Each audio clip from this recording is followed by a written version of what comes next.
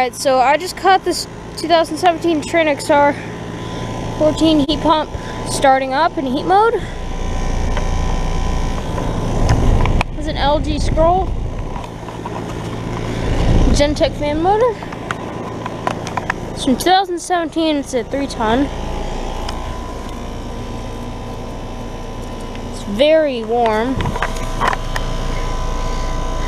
It's reversing though.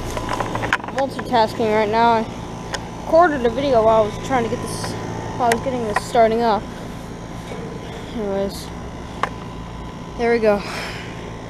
Thank you for watching, and over and out.